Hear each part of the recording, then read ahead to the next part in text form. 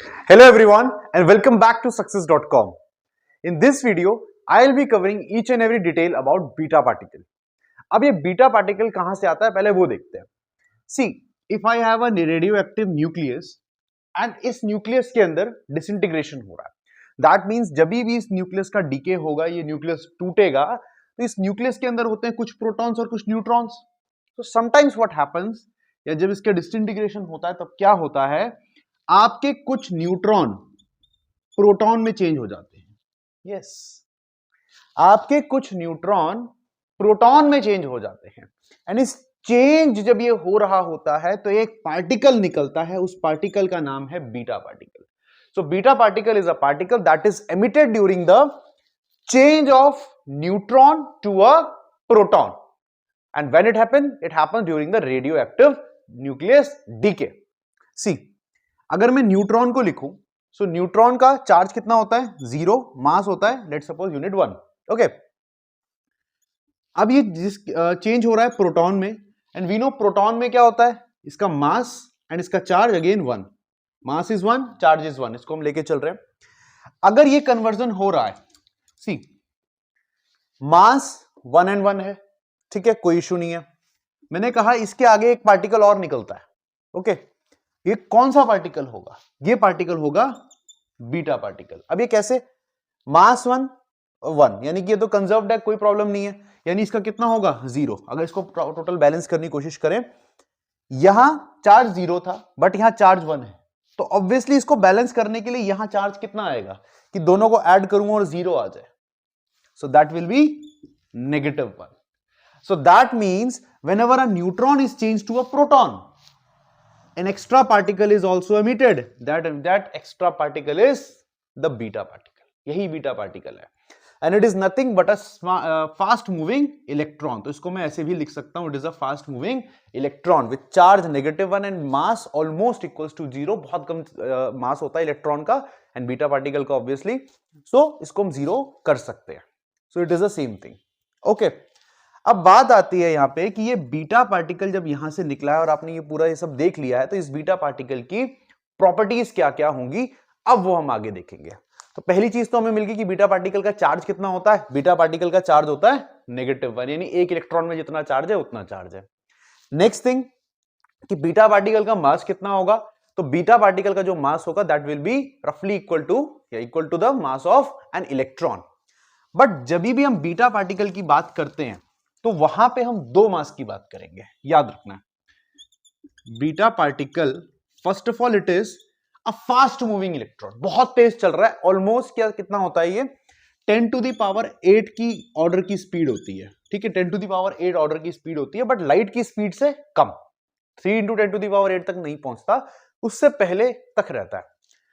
तो जो ये बीटा पार्टिकल है ये बहुत तेज मूव कर रहा है. तो जब ये बीटा पार्टिकल मूव कर रहा है उस टाइम पे इसका मास बताना सही नहीं रहता, अनप्रेडिक्टेबल होता है. क्यों? क्योंकि हमें पता है कि आइंस्टीन की एक फेमस थ्योरी है E = mc², theory of relativity. ठीक है, जिसमें इन्होंने एनर्जी और मास का रिलेशन बताया था. अब जब भी कोई भी पार्टिकल, बहुत लाइट वेट पार्टिकल, ध्यान रखें, लाइट वेट पार्टिकल अगर हाई स्पीड से मूव करता है, लाइट की स्पीड के आसपास भी अगर मूव करता है, तो उसके मास में थोड़ा सा चेंज आना स्टार्ट हो जाता है. यही काम बीटा के साथ होता है. तो बीटा जब इतनी हाई स्पीड के साथ मूव कर रहा है तो उसके मास में चेंज आएगा. इसीलिए हम बीटा का कभी भी मूविंग मास नहीं बताते. बीटा का हमेशा रेस्ट मास बताया जाता है. यानी if beta particle is at rest, अगर ये रेस्ट पे होता तो कितना मास होता. So it is again equals to the mass of an electron. Simple as that. I hope ये चीज आपको क्लियर हो गई होगी. ओके, नेक्स्ट बात करते हैं कि जो ये बीटा पार्टिकल है इसमें क्या रहेगा. सबसे पहले ये फास्ट मूविंग इलेक्ट्रॉन है और कुछ नहीं है. Emitted from the nucleus during the conversion of neutron to proton. और आपने वो इक्वेशन ध्यान रखनी है जो मैंने अभी आपको बताई थी. ओके, नेक्स्ट रेस्ट मास कितना होता है. तो 9.1 × 10⁻³ kg, यानी यही जो इलेक्ट्रॉन का मास होता है उतना ही इसका रेस्ट मास होता है. मूविंग मास इज अनडिफाइंड, तो उसको हम लोग कंसिडर नहीं करते हैं. इसीलिए जब भी बीटा पार्टिकल आपसे एग्जाम में पूछे तो mention this thing, rest mass. Okay, next आता है charge. So again it has charge equals to a charge of an electron that is -1.6 × 10⁻⁻19 coulomb. Okay, जो बीटा पार्टिकल की स्पीड होगी that is obviously higher than the alpha particle, क्योंकि हमने देखा था जब अल्फा पार्टिकल मूव करते हैं तो वो 10 टू द पावर 7 ऑर्डर की स्पीड से मूव करते हैं, बट जो बीटा पार्टिकल है that moves of the order of या that has speed of 10 to the power 8 metre per second, इतनी हाई स्पीड होती है, but obviously it will be less than the speed of light, वहां तक नहीं पहुंचती, यानी कि 3 इंटू 10 टू द पावर 8 से तो कम ही रहेगी। Okay, so this is it. फिर बात करते हैं इसकी जो नेक्स्ट मेन प्रॉपर्टीज है जो हमने वहां भी पढ़ी थी अल्फा पार्टिकल के अंदर भी, आयोनाइजेशन। सो आयोनाइजेशन मैंने आपको वहां भी पढ़ाया था कि आयोनाइजेशन एक्चुअल में होता क्या है, कि जिस भी मीडियम से पार्टिकल ट्रैवल कर रहा है उस मीडियम के मॉलिक्यूल्स को या उस मीडियम के पार्टिकल्स को आयोनाइज कर देता है। ठीक है, अल्फा पार्टिकल मैक्सिमम आयोनाइजेशन करता है, ठीक है, लेकिन जो बीटा पार्टिकल है ये अल्फा पार्टिकल से थोड़ा सा कम आयोनाइज करेगा। नंबर वन थिंग, इसका मास कम है, इसका साइज कम है, इसकी स्पीड ज्यादा है, तो ये फटाफट निकल जाता है, ये ज्यादा कोलिजन फेस नहीं करता, इसलिए जो आयोनाइजेशन है, आयोनाइजेशन रेट वो भी बहुत ज्यादा कम होता है, ज्यादा पार्टिकल से टकराता ही नहीं है। ठीक है, तो आप क्या कह सकते हो, ionisation it is 1/100th of alpha, यानी अल्फा पार्टिकल जितना भी आयोनाइजेशन करता है उसका 100 टाइम्स लेस बीटा करता है, और 100 टाइम्स मोर देन गामा, यानी गामा इससे भी कम आयोनाइजेशन करता है, तो गामा से तो 100 गुना ज्यादा करता है, लेकिन अल्फा से 1/100 टाइम्स जो है कम करता है ये आयोनाइजेशन किसी भी पार्टिकल का। क्लियर। फिर बात करते हैं आयोनाइजेशन करते करते ये कितना पेनिट्रेट कर सकता है, यानी किसी मीडियम में कितनी दूर तक ट्रैवल कर सकता है beta particle. See penetrating power is more than alpha. हमने बात की थी अल्फा पार्टिकल की पेनिट्रेटिंग पावर सबसे कम होती है, क्यों? क्योंकि वो कोलाइजन करते हुए चल रहा है तो उसकी एनर्जी डिसिपेशन बहुत ज्यादा होता है। अब यहां अगर कोलाइजन कम है, एनर्जी डिसिपेशन कम है, तो ऑब्वियसली लंबी दूरी ट्रैवल करेगा ना, देर आगे तक जाएगा, that means it has larger penetrating power. Okay, अब इसको याद रखना है आपने कि ये 5 मीटर एयर के अंदर जा सकता है। अल्फा पार्टिकल सिर्फ 8 सेंटीमीटर तक जाता है maximum, but beta particle can go 5 metre in air, up to 5 metre तक ये ट्रैवल कर सकता है। और अगर हमने बात की थी कि अल्फा पार्टिकल को एक थिक कार्डबोर्ड भी रोक देगा, थिक पेपर भी रोक सकता है, बट इस केस में उससे ये पास हो जाएगा।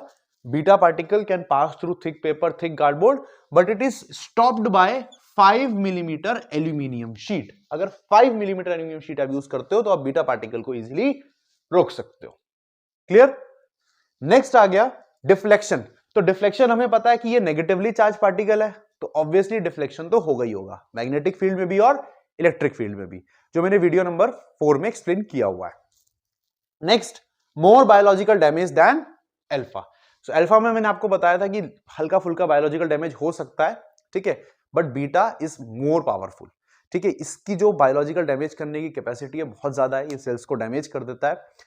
एक्चुअल में ऐसा क्यों होता है? क्योंकि इसकी इतनी ज्यादा हाई पावर है कि अगर ये स्किन के कांटेक्ट में आता है तो स्किन से अंदर जा सकता है, मींस सिर्फ स्किन तक नहीं रुकेगा, स्किन के अंदर पास हो सकता है, तो internal organ, internal muscles, internal tissues उनको भी खराब कर सकता है। तो कहीं ना कहीं ज्यादा डैमेज के चांसेस बीटा से होते हैं। नेक्स्ट, कहां बीटा का यूज करते हैं? So obviously beta is a fast moving electron, बहुत ज्यादा तेज इलेक्ट्रॉन भाग रहे हैं, तो वही एक तरह से बीटा पार्टिकल है।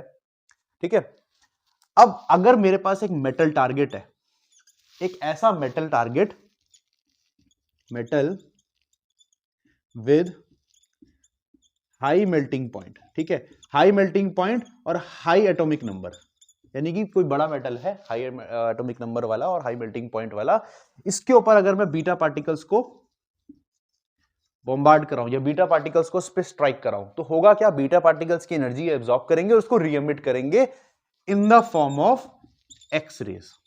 ठीक है, तो एक्स रेज के यहां पे प्रोडक्शन में भी बीटा पार्टिकल्स का यूज होता है। ठीक है, सो एक बहुत बेसिक सी चीज थी बीटा पार्टिकल के बारे में, और कुछ बच्चे कंफ्यूजन कर देते हैं कि बीटा पार्टिकल को इलेक्ट्रॉन के एग्जैक्ट सेम समझ लेते हैं। तो सी, ये जो बीटा पार्टिकल और इलेक्ट्रॉन में डिफरेंस क्या क्या है? अगर मैं बात करूं इलेक्ट्रॉन, ये कहां होते हैं? ऑर्बिट्स में होते हैं, है ना, बाहर घूम रहे होते हैं, तो ये बाहर से निकलते हैं, इनको निकालने के लिए कोई बहुत ज्यादा एनर्जी नहीं चाहिए।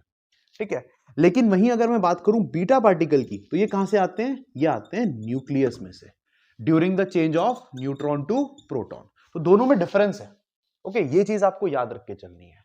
बाकी इनकी प्रॉपर्टी सेम है, कि भाई ये दोनों नेगेटिव चार्ज होते हैं, दोनों का मास लगभग 0 ही हम लोग कंसिडर करते हैं क्योंकि ये मास कोई बहुत ज्यादा नहीं है, so it is almost considered as negligible. ठीक है, तो ये सारा था बीटा पार्टिकल के बारे में। नेक्स्ट हम बात करेंगे गामा रेडिएशंस के बारे में नेक्स्ट वीडियो में। Thank you.